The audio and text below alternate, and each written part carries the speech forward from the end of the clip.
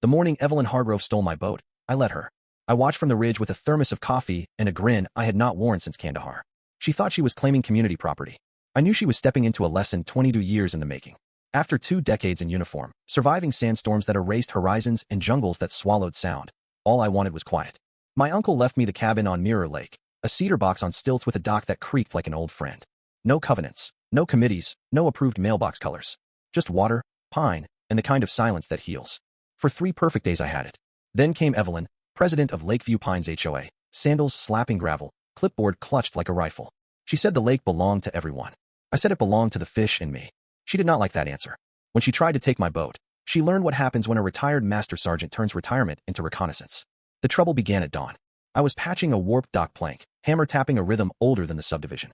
The lake lay flat as polished steel, fog curling off the surface like smoke from a dying fire. Then I heard it. Scuff, scuff, the unmistakable cadence of entitlement on gravel. I did not look up. Some noises go away if you ignore them. This one did not. Good morning, the voice sang, bright as a drill sergeant's whistle. I am Evelyn Hargrove, Lakeview Pines HOA. I set the hammer down slow, stood, and faced her. Mid-50s, blonde bob sharp as a bayonet, sunglasses big enough to hide a sniper scope, pastel blouse under a cardigan that probably cost more than my first truck. Clipboard with color-coded tabs, pen on a curly cord, laminated badge screaming president in block letters. Rhinestone sandals. Of course. James Whitaker, I said. New owner. Her smile widened, the kind that promises paperwork. Wonderful. We love welcoming neighbors. Lucky for you, I said. I am not in the neighborhood. My deed predates your empire. Evelyn's smile shortened by half an inch. The cabin, right? She glanced past me at the dock, at the hand-painted "No trespassing" sign I had bolted to the post, at the second sign below it. This means you. I have good penmanship when I am irritated. She clicked her pen. This shoreline has historically been used for community gatherings, barbecues, sunset socials. Historically, I said, it belonged to my uncle. Now it belongs to me. No gatherings. She lifted the clipboard like a shield. We are respectful of boundaries. I pointed with the pry bar at a crushed beer can and a pile of ashes I had swept up yesterday. Your respect leaves footprints and trash. That might have been teens, she said. Or guests. You know how it is. I do. Which is why I installed cameras. I nodded to the lens tucked in the pine trunk, red LED blinking hello. Evelyn's sunglasses flashed. Cameras. Proactive. I am a proactive guy. She scribbled something, probably a future citation. We have a weekend access schedule for watercraft launches to avoid congestion. I will put you down for Tuesdays and Thursdays personal, Saturdays community. No. She tilted her head, hair feathering like a warning flag. I am sorry. No, you will not put me down for anything. I am not part of Lakeview Pines. This land is not deeded to the HOA. I checked twice. Technically, she tasted the word like medicine. You are adjacent to common spaces. There is an understanding. Understand this, I said. My dock, my rules. She clicked the pen again. Perhaps we started wrong. How about leaving your gate open on weekends? We will even install a donation box. I laughed. You want me to unlock my property so strangers can march through and I get a tip jar for damages?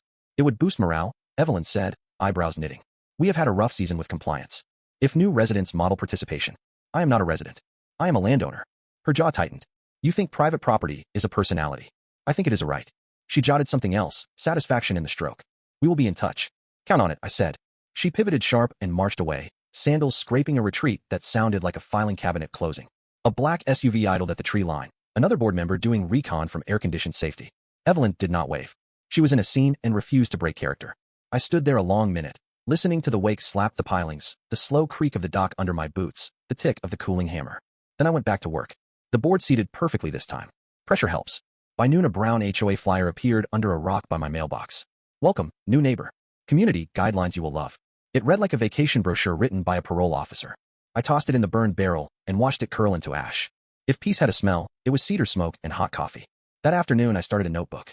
Hargrove Surveillance Log, Volume 1. Entry 1, 0940, Daytime Incident. HOA President attempted to schedule my dock for weddings. Outcome, denial, elevated eyebrow. Entry 2, 1425, Subtle thread of meetings and citations. Outcome, reminder of gates and 911. At 1730, I installed 2 steel gates, waist high, hinged into concrete footers I poured myself. Nothing dramatic, just verbs and metal. I welded crossbars, set padlocks that could survive a bear, and hung a brass ship bell on the lakeside gate. Not for whimsy. Bells ring when someone forgets to read. The first ring came 20 minutes later. Ding. I walked to the gate. On the other side stood Evelyn and 2 women in matching visors, each clutching a chihuahua in a sweater despite the June heat. Good afternoon, Evelyn sang. We noticed your new installations. Gates, I said. Words have meanings. The taller woman lifted her chin. Deborah Miller, volunteer committee chair. The shorter one bobbed. Carol Simmons, hospitality. I do not require hospitality. But thanks. Evelyn exhaled, letting the performance slip. We are concerned about the message these gates send. It is exclusionary. Correct. They exclude trespassers. Efficient. Deborah glanced at her clipboard. You are adjacent to common shoreline, which by tradition. Tradition is a rumor people repeat until it feels like law. If you think your tradition is binding, bring the deed. Highlight the part that says honorary zone. Carol tugged a leash as one dog tried to squeeze under the rail. We are trying to keep the community cohesive. We have a sunset potluck. Helpful if you open this gate for kayak staging. I am allergic to helpful, especially the kind that arrives uninvited. Evelyn leaned forward, voice quiet and chemical sweet. James, you are making this adversarial.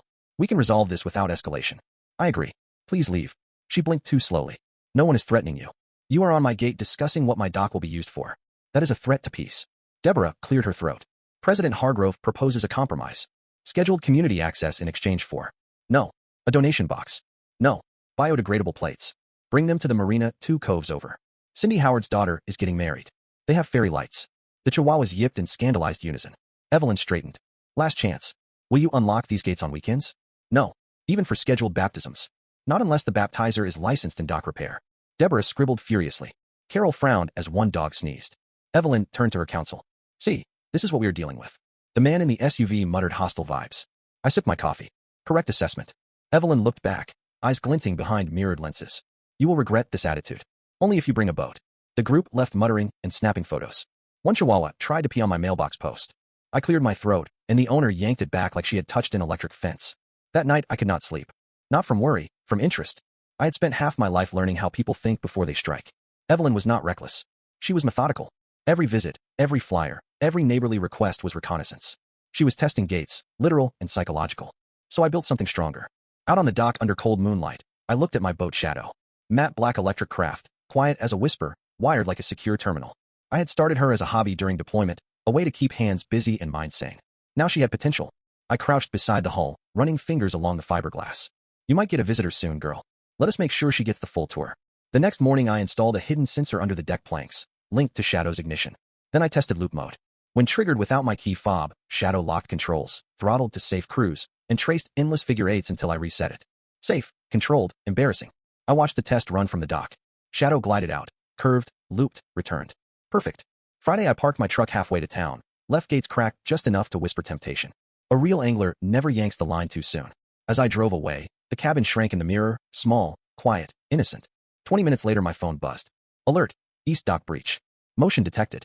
Unauthorized access attempt. Ignition activated without code. Loop mode initiated. I pulled over by a gas station overlooking the lake and opened the live feed. The image sharpened. There she was, Evelyn Hargrove, hoodie and jeans, hair in a ponytail, clipboard nowhere. She glanced around like a teenager stealing beer, hands shaking as she reached the console. She pressed buttons, tugged the throttle, hit ignition with a triumphant grin. Shadow hummed to life. The bow nosed forward, sliding off the dock. Evelyn's smile widened, then froze. The wheel locked. She twisted. Nothing. Screen flashed red, access denied. Autonav enabled. Shadow glided away, veered left, traced a perfect figure eight. Evelyn's mouth moved. Probably something HOA themed like this is unacceptable. She waved at the dock as if the boat would apologize. Shadow ignored her. Minute 3 she tried to stand. Bad idea. The deck rocked. She stumbled, caught the railing. I sipped coffee and texted Deputy Mark Howard. Unauthorized use of private vessel in progress. Live footage. Boat safe, intruder unharmed but trapped. GPS coordinates attached. He responded, copy. On our way. Do not intervene. No danger of that. I had the best seat in the house. The next half hour was art. Shadow kept looping, slicing silver wakes as Evelyn spun like a furious moon. She shouted toward shore, voice barely carrying. Her phone had no signal, one thing I did not even need to engineer. Around minute 40 she sat. Minute 45 she slumped. By minute 50 she looked ready to join the fish. When the deputy's cruisers rolled up, I drove back. By the time I reached the dock, the sun painted the lake orange, and Shadow was on her 22nd lap. Deputy Howard met me at the gate. Evening, James. Even in Mark. He looked at the boat, then me. She doing okay out there? Depends how you define okay. Motion sickness and pride issues. Equal parts. The younger deputy coughed to hide a laugh. All right, Howard said, pulling his radio. We will call the fireboat to escort her in when she is done spinning. Appreciate it. I have footage if you want it. Oh, I will want it. The DA is going to frame it. We stood watching Evelyn circle like a disgruntled carousel operator. When Shadow's battery dropped below 20%, the system guided her back. The motor slowed, bow aligned. Boat coasted to a gentle bump against the bumper. Evelyn tried to stand, missed, landed half in, half out, one sneaker in the water. Howard caught her arm before she face-planted. Ma'am, He said in the calm tone of someone explaining gravity to a toddler, "You are trespassing." "I was ensuring community safety," she croaked, clutching the railing. "That man's vessel was blocking access." Howard looked at me. I shrugged. "She blocked it better than I ever could." The medic checked her over. "No injuries, just nausea and a deeply bruised ego." Howard turned to me. "Sure you do not want to press charges?" "Not yet. She learned more in one loop than a courtroom could teach. Still, we will take statements." I handed him my phone, showing alerts and timestamps. Then I scrolled the video. Evelyn sneaking in, fumbling controls, the moment Shadow rolled out to sea. Howard whistled low. "You know, I have seen drunk boaters, runaway jet skis, even a guy who launched a pontoon with his truck still attached. But this is art. Performance art," I said as they escorted Evelyn toward the ambulance. She turned to glare, eyes bloodshot, lips trembling. "You will regret this." "I doubt it. Abuse of technology, endangerment. I will sue." "Get in line. It is a long one." She was loaded into the ambulance, still shouting about bylaws as the doors closed. Howard handed back my phone. "Well, James, I think that is a wrap." "Appreciate it, Mark." He tipped his hat. "Next time, set the loop to figure 9.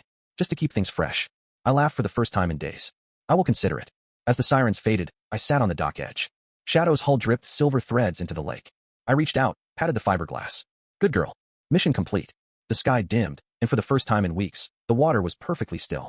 No clipboards, no flyers, no HOA sermons about community spirit. Just the quiet hum of evening and the faint ring of victory that only silence can make.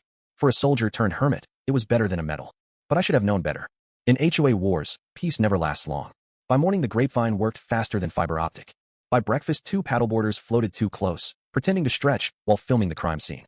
By noon a post titled "Shocking Abuse of Power by Reclusive Cabin Owner" hit the Lakeview Pines Facebook page. Blurry screenshot of Evelyn half collapsed, hair plastered like seaweed. Caption: "This is what happens when neighbors weaponize technology." 43 likes, 19 angry reacts, 1 laughing emoji from Deputy Howard. I screenshotted that for later.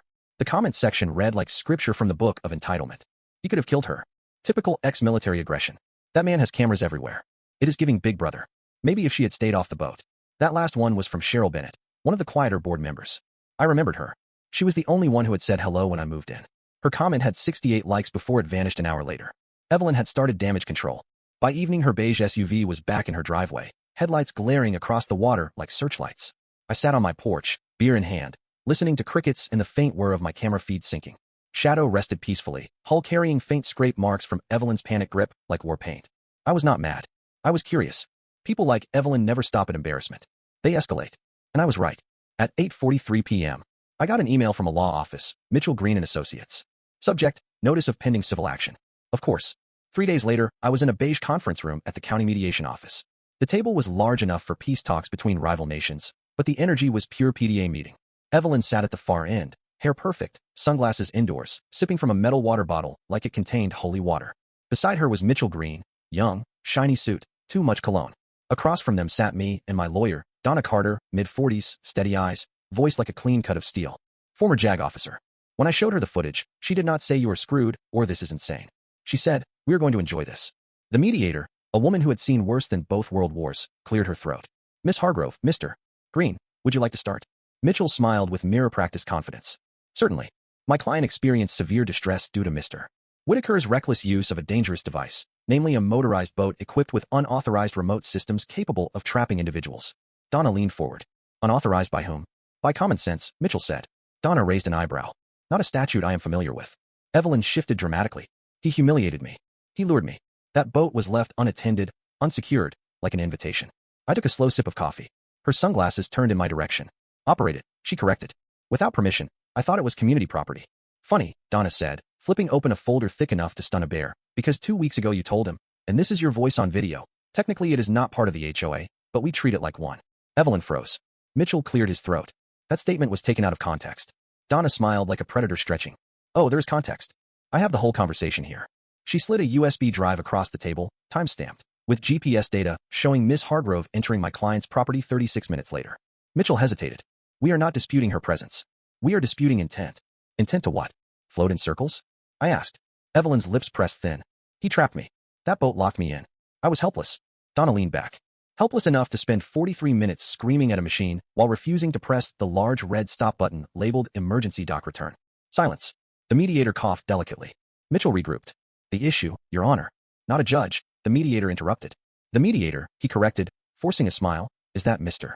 Whitaker intentionally designed a dangerous device and used it to inflict emotional harm. Donna opened her second folder.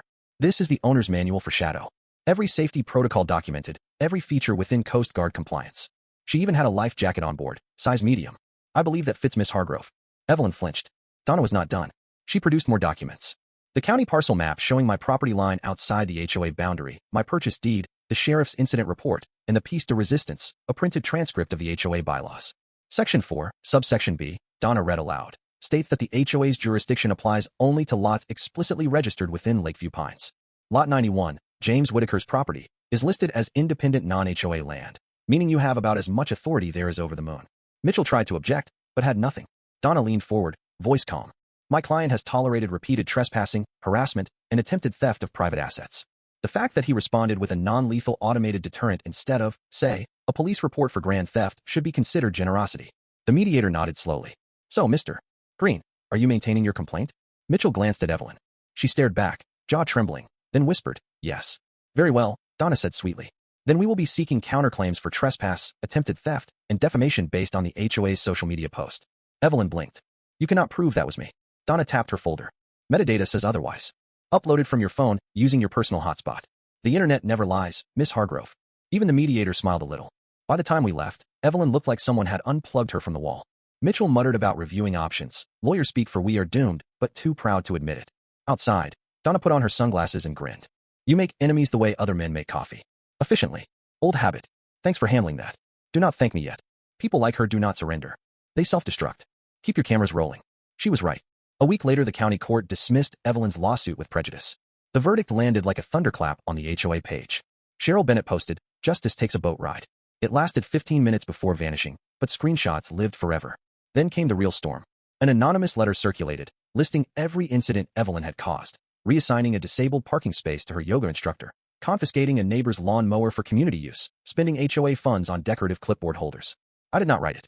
I did not have to. By Friday, a petition appeared. Remove Evelyn Hargrove as HOA president. It passed unanimously. When I got my copy, it came stapled to a note in neat handwriting. Dear Mr. Whitaker, while the HOA does not condone theft or trespassing, we sincerely thank you for doing what none of us had the courage to do. Enjoy your peace. Cheryl Bennett. I pinned it to my fridge. Across the lake, Evelyn's house went dark for 3 nights. Then a for sale sign appeared. Within 48 hours, she was gone. No announcement, no goodbye post, just silence so heavy it made the lake feel lighter. I stood on my dock that evening watching Shadow's hull drip silver into the water. I reached out, patted the fiberglass. Good girl. Mission complete. The sky dimmed, and for the first time in weeks the water was perfectly still. No clipboards, no flyers, no HOA sermons about community spirit. Just the quiet hum of evening and the faint ring of victory that only silence can make.